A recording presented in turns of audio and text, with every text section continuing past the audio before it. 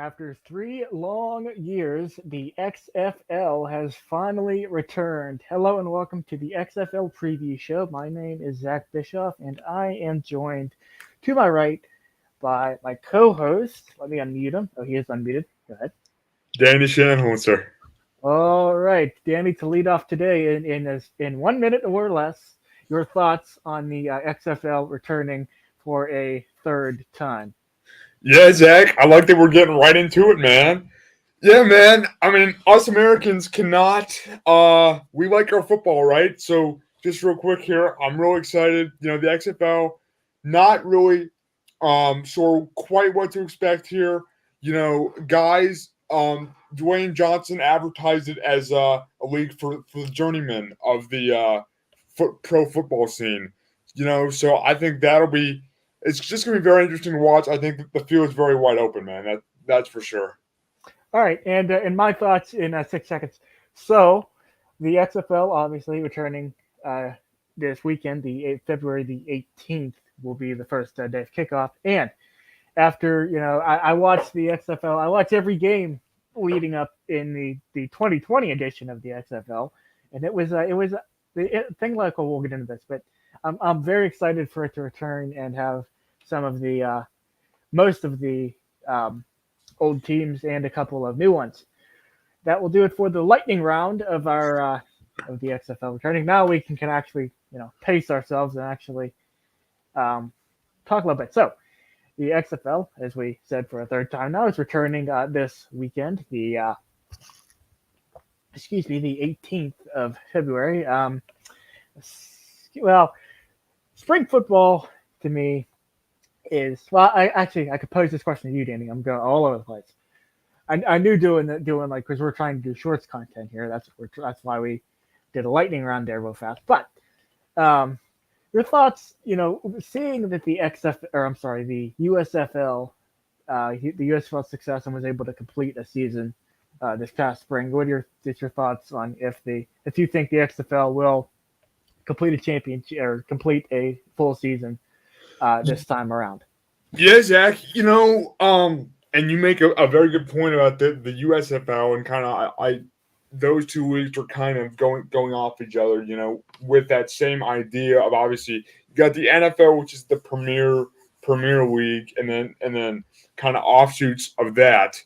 I think the XFL it's back for a third time here. So not to say this for a week because I say about teams a lot, but this is kind of a prove it year for the XFL because Dwayne Johnson bought it out for $15 million, which in the scheme of things is not a ton of money. Now it's a lot of money to me at least because that's $15 million, but for a professional sports league, that's not very much.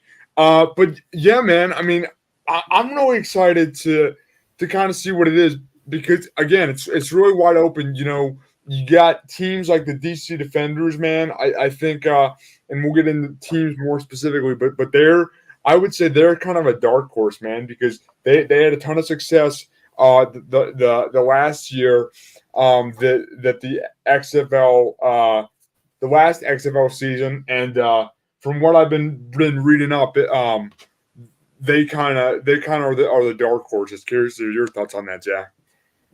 Yeah, I mean, sorry, you're gonna have to repeat your question again. I was No, researching. just, I mean, curious to see if you. I know the DC Defenders. They're from people that have been writing articles and previews. People have said that those are kind of the dark horses. So I'm curious Mhm. to see what you think. Yeah, and yeah. DC Defenders, at least as of XFL 2020, were really good. I believe they finished the season. I believe they were 5-0 before the season did shut down in early March of 2020, just before the COVID pandemic began. Now, I think if it weren't for the pandemic, I think that we would have, because they certainly had the groundwork laid to start a successful league. And I think if it wasn't for the coronavirus pandemic, I think we would that they would have completed the season. Now, DC Defenders, the two teams I are rooting for were DC Defenders and the St. Louis Battlehawks, both teams returning for XFL 3.0. Now, we are going off an article from CBS Sports. That article will be linked in the episode notes or the YouTube description, depending on where you are watching. So the teams, as I present my screen here, it's that one. There we go. Teams, and these are the divisions as well as the head coaches over here for teams. A couple notable names. We have Hines Ward of the San Antonio franchise, which I'm not going to pronounce. We will get the correct pronunciation of that franchise after week number 1 here, but we're going to hold off on trying to pronounce that until after the first week of season. Which brings up a good point. Beginning after each week of XFL action, we will be doing a probably shorter XFL weekly roundup show, which we have not named yet. We will briefly go over the games, notable things, and just trades, anything else that happened during that particular week in the XFL. So, XFL, there's 8 teams. This is the North Division on top here. The DC Defenders, Seattle Sea Dragons, or Seattle Dragons, St. Louis Battlehawks, and the Vegas Vipers. And in the South, we have the Arlington Renegades, Houston Roughnecks, Orlando Guardians, and the San Antonio franchise. And I'm going to go in 6 seconds or less, your pick to win the XFL championship. Yeah, man. Again, as I said, really, really wide open here. Me personally, as a big Steelers fan, man, I'm really rooting for. I'm going to be rooting hard for the Seattle franchise. Or no, I'm sorry, the Seattle. Let's see here. San Antonio. San Antonio. I'm sorry. I knew that. I knew that wasn't right. Yeah, I knew that wasn't right. Sorry about that. But yeah, man. Obviously, Hines Ward is a winner here. Hall of Famer, man. I think he's going to try. I know it's his first head coaching job, but he's going to try. To really establish a winning culture, I think.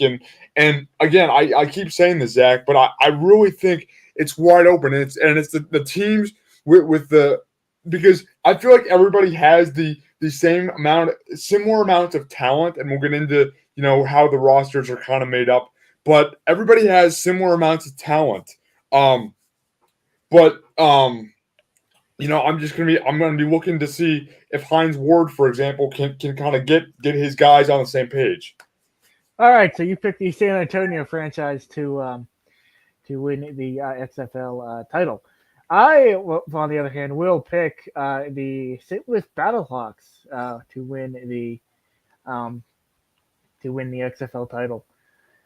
Now we have not delved into the schedules yet. Also, it brings up a good point. Notable players, and we are not basing this program solely off of this article, but this article will bring us good talking points for today. Given that Danny is not, our names have gone. And the fact that Danny has not really experienced the XFL before, I watched all the XFL games are available on YouTube for your consumption, Daniel, at your leisure. So now I'm going to move to this one. Okay. So notable players. Actually, wait, I kind of have to so you can see. We have Josh Gordon. He played for, I believe it was the Buffalo Bills. Am I correct? Buffalo Bills. He's been all around there, man. He's been on the New England Patriots, dude. And that's what I mean. Talking about these journeymen, man. I mean, I'm sure we'll get into it, but as a Steelers fan, I remember Martez Bryant, and that is Martavis. What's that? Martavis Bryant. Oh yes, thank you for correcting me on that. Martavis Bryant. Sorry about that. Yeah, that's a bad mistake on my part. But yeah, man, that's what these that's what the USFL brings is just another opportunity, right? You always talk about another one. Oh, the XFL. I'm sorry. Anyway, XFL. I'm getting all confused, man. I'm getting all confused. I can tell. Yeah. Go ahead. No, I was just gonna say, these leagues. I'm really hoping that they can succeed because the NFL is a hard league to make it, as we all know, and a lot of these guys just want another opportunity, and I'm excited, that these guys get that chance. Yeah. Caught me slipping there for a little bit. And also Eli Rogers, another former Sir, he played in the XFL 2020 season. He also played for the DC Defenders. So that's another former Steeler that will be involved in the XFL. And now the biggest part of why I watch every single one of these spring leagues is this right here, the rule changes. So so first teams can score teams can score up to 3 points after scoring a touchdown if they elect to place the ball at either the 2-yard line for 1, the 5-yard line for 2, and the 10-yard line for 3 points. Also, at the clock things here, clock will start following incomplete passes and out of bounds plays prior to 2-minute warning. That's not a big deal. I'll be curious to hear your thoughts on this specifically. The XFL has adopted the XFL has adopted the NFL's onside kick alternative, when a team can try to keep the ball after a score by attempting to convert a 4th and 15 from its own 25-yard line.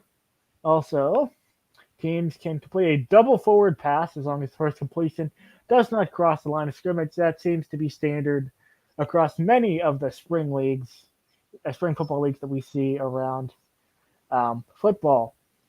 And also overtimes will consist of alternating attempts from the opponent's 5-yard line.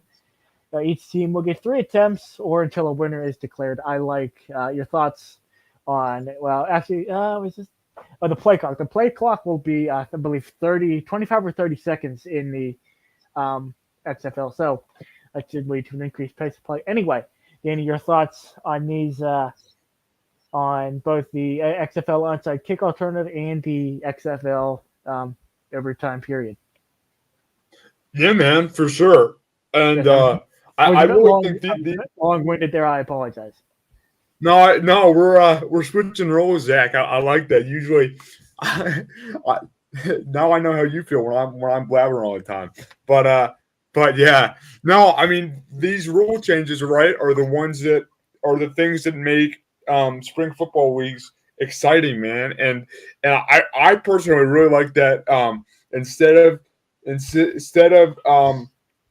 doing an onside kick, you do a 4th and 15, because that again, honestly, it increases the probability of the team trying to retain possession converting, because onside kicks were just so rare, and at least in the NFL they're so few and far between because of the amount of things that have to go right. It's got to go at least 10 yards before it touches somebody. I really like that, and the overtime, as far as the overtime rules go, I really like that too, because again, it keeps things fresh, exciting, and new and stuff. And I feel like sometimes the NFL, that their overtime can be a little bit anticlimactic because it ends in a tie. Right now, the XFL, I really am just excited to see how it kind of works, man, because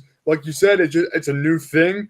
And what this kind of reminds me of, Zach, I'm curious to see if you see any like parallels to this, is kind of when the NHL went to 3-on-3 overtime. And that's a kind of a similar thing that's going on in the XFL, and that's kind of revolutionized the overtime period in hockey. So I think it'll do the same for football. Oh yes, I also have a correction to make. The XFL play clock will be 35 seconds. I realize you can't see. I'll share this tab. There you go. Are you seeing that, Dan? I'm not seeing that. No, you're not. There it is. Okay. 35 second play clock. That was XFL 2020 era rule that I got to use to. And then also the 4th and 15 onside kick alternative can only be attempted in the fourth quarter. I apologize for apparently not doing enough research. Okay, so let's move to all right. Where were we? Where are we gonna go next? No, I was just giving my opinion on the rule changes and threw it back to you. But you were doing the production side of things. Oh yes. Okay, I don't know how to respond to that comment on the chat there, but we will move forward. Oh yes, all right. So we are going to once again present and share this Chrome tab. This is the Week 1 XFL schedule, and yes, we are going to be doing picks for all of these games. So first, we are going to go rapid fire. We're going to go. Just make your picks rapid fire. Vegas and Arlington. I'll go Arlington there. Yeah. Next, Orlando and Houston. I will go Houston there. Okay. St. Louis and San Antonio. Yeah, Zach. I mean, I tend to agree with you talking about how the Battlehawks are favorites, man. I think they start off on the right foot and beat San Antonio here, so I'll go with St. Louis here. And this is a funny one because XFL 2020 kicked off with Seattle at DC at the same exact field. Now, it's not the first game of the season, but it is, regardless, the same Week 1 matchup. So, and then, Danny, your thoughts, your pick for Seattle and DC. Yeah, Zach, you mentioned that. It's kind of funny. The more things change, the more things stay the same, right? But yeah, I was looking at Seattle, and I was looking at their roster a little bit, man, and I think they're going to they're another team to keep your eye out for here because like I said, or like Zach mentioned, they got guys like Josh Gordon. Now, Josh Gordon, when he is healthy, when he is available, he is a heck of a receiver, man. So I think he'll definitely help out the Seattle Dragons there. But again, I mean, I know Zach mentioned again the DC Defenders were 5-0 in the 2020 year, and I just think. Now I know there's a lot of carryover and all that, but I think DC is going to be a problem. Yes, I think DC is going to be a problem, and I also think St. Louis is going to be a problem. Now, look up. I thought St. Louis finished undefeated as well, but it appears they only they were 3-3 at the cancellation and obviously termination of the XFL back in 2020. All right, let me pull that back up. And now my picks are going to be I'm going to pick Vegas over Arlington. I'm going to pick Houston over Orlando. Going to pick St. Louis over San Antonio, and I'm going to pick DC over Seattle. Danny, any other final remarks? Any other things you want to touch on? No, man, not too much. I think we can stick around here for a couple more minutes because I know somebody just joined recently. So if you got, I know we say it every time we get a viewer, and not trying to sound like a broken record, as I always say, but if our viewer on Twitch, just know we appreciate you. And as we're kind of wrapping up here, if you got any comments, we love discussing sports. That's why we're here, right? Yes. Yeah, we'll give you a moment to pose any questions to us. No pressure, obviously. We appreciate the support. We do appreciate the support. We'll give you a moment or two to post any related questions, and if not, let's say by Yeah, 5:54, 5:55, something like that. We will wrap it up. Yeah. So now let's. Oh yes. Also, all XFL games can be streamed on ESPN Plus. I don't know anyone who doesn't Now, have ESPN Plus, but yeah. also they will be broadcast on ABC, ESPN, and ESPN two. Now, another thing to keep an eye on here, Zach, and this is kind of how XFL in the past has not been super great. Is the ratings have not been good, and that's kind of like affected the product obviously because if people aren't watching, then it's not successful, right? If people aren't Right. engaged. So I'm curious to see in terms of the like production side of things and the broadcasting side of things. How they if they make any changes. I know they're trying every games can be on. I think ABC or there's some games on and NBC too. So it's obvious. I think FX has a game or two on there. I think. Yeah, no, it's obvious they're trying to reach various types of audience, and I more and more, Zach, more and more you see games and leagues switching to streaming services rather than traditional cable.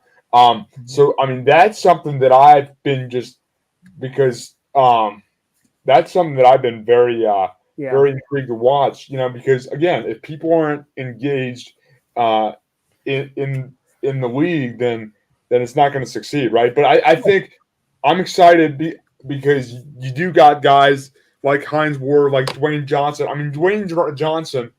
I mean, him being super involved, just I think that helps the whole thing. And I think again, people are excited. Us Americans, man, we love football, right, Zach? Correct. It's crazy. The Super Bowl ended. The Super Bowl was last week, and we got another league kicking off 6 days after the Super Bowl, and people are talking about it just like we are. And then we got after that, Zach. After that, we got the USFL, man. So I think Correct. networks and everybody is realizing how much people just are really enjoy football. Hmm.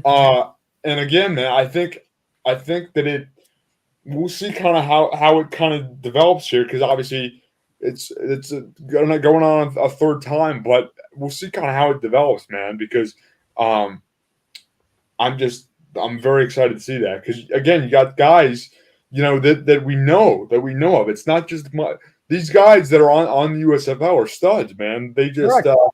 they're they maybe some things haven't gone their way in the NFL or whatnot. I mean, again, they just want another opportunity. So I think it's awesome the USFL has given them that. You know what I mean? Yes. And I do have one final point to cover, as I think that will be it for today, as I am seeing no activity in the chat room. So, the XFL will play a 10-game regular season that will conclude on Sunday, April the 23rd. How do you like that, Zach? Do you like the short regular season games or no? What? I see. I think for spring, I think we need to do at least 12. But Okay. we're like that's. I mean, 10 games. I mean, the USFL was 10 games, I believe, and that was pretty decent. So it Yeah, and I guess it go ahead. seems to Sorry. be sorry. It seems to be an average. That seems to be an average of the spring football of 10 some games in there. So there would be that. And then you were saying, No, I tend to agree with you, Zach, because obviously there's some new teams now, so obviously um 10 games. I'm sure in the next coming years here, if it does succeed, if it does expand, that there might be more. They might kind of adjust the playoff scenario, the way it works as it expands. yes, I know some leagues do that, just as more interest and as more cities want to get a team, they change that. So that'll be yeah. interesting to watch. Yeah. Also, I remember back when Dwayne Johnson first bought the XFL that there would be expansion franchises, and as some of you know, the USFL Pittsburgh did have a USFL team, the Pittsburgh Maulers. They were 1-9, however, on the USFL season, so they were not that good. I thought for a second, could Pittsburgh get an XFL team that could actually play in Pittsburgh, because these teams actually are playing in their home markets, unlike the USFL currently. Although the USFL is getting closer, the both Pittsburgh and New Jersey of the USFL will be playing in Canton, Ohio, which is just down the road from us here. Yeah, yeah. May have to get out to a game or two. I mean, maybe closer. Pittsburgh is closer to Ohio than it is to Alabama. Yes. And as I was saying, and our last point, then we'll wrap it up. 4 teams will then take part in 2 semifinal games, with 2 winners participating in the XFL Championship that will be played on May 13th. Saturday, May 13th. That's going to do it for the XFL Preview Show. I want to thank all of my guests today, along with Danny Shanholzer and also my lovely self. And that will do it for us. And Danny, would you like to send us out? Sure. Again, thanks for having me on, Zach. Thanks for everybody for tuning in, watching, listening. We appreciate you and really like doing this. So I'm Danny Shanholzer saying bye for now. And we'll see you next week for week 1 of the XFL week. Well, we're going to call it the XFL week 1 something or other. We'll get back to you on that. For Danny Shanholzer and Zach Bischoff saying so long.